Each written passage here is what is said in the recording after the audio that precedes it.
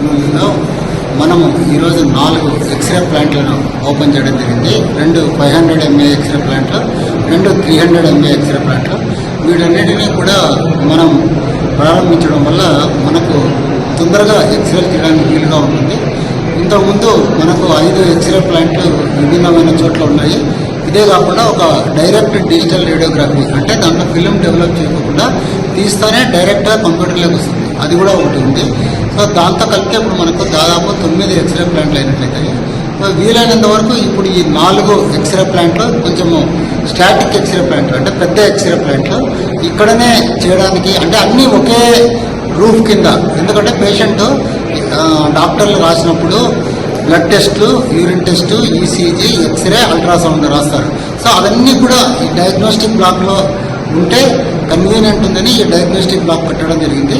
ఇక్కడ మనం అన్ని వసతులు సిటీ స్కాన్తో సహా ఏర్పాటు చేయడం జరిగింది. మనకు ఇన్నాళ్ళలో కొంచెం కరెంటు ప్రాబ్లం ఉండేది. మొన్ననే మనము ఇక్కడ ఒక సబ్స్టేషన్ యార్డ్ అనబడే ఒక ట్రాన్స్ఫార్మర్ను ప్రారంభించాము. అంతేకాకుండా బయట నుంచి ఫ్లక్చుయేషన్స్ రాకుండా ఏబీ స్విచ్ కూడా చేయడం జరిగింది. దీనికి కూడా అన్ని చోట్ల కూడా నిన్ననే మనం అర్థింగ్ ఏర్పాటు కూడా చేయడం జరిగింది. దీనివల్ల ఫ్లక్చుయేషన్స్ రావడము, తర్వాత మిషన్లు చెడిపోవడం ఉండదు. కాబట్టి ఈ రోజు నుంచి మనము ఇక్కడ కూడా మనం ప్రారంభిస్తున్నాము. దీనివల్ల పేషెంట్స్కు చాలా సౌకర్యం ఉంటుంది. ఎక్స్రే కోసము ఎక్కువసేపు వెయిట్ చేయాల్సిన అవసరం ఉండదు.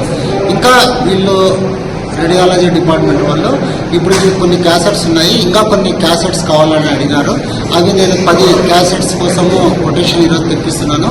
ఇది కూడా దాతల సహకారంతో ఒక 10 రోజుల్లో అవి కూడా కొన్నిసారి ఒక 8 లక్షల రూపాయలు అవుతుంది. నేను ఏదో విధంగా ఇవి సర్దుబాటు చేసి పేషెంట్స్కు కన్వీనియంట్గా అన్ని ఎక్స్రేలు ఒకే చోట చేయడానికి ప్రయత్నిస్తాను. అంతేకాకుండా ఆ డీడీఆర్ అనే మిషన్ డైరెక్ట్ డిజిటల్ అది కూడా షిఫ్ట్ చేయడానికి 6 లక్షలు అవుతుంది అన్నారు. అది కూడా నేను ప్రభుత్వంతో మాట్లాడి ఇదే కాంపౌండ్లోకి షిఫ్ట్ చేయడానికి కూడా ప్రయత్నం చేస్తాను.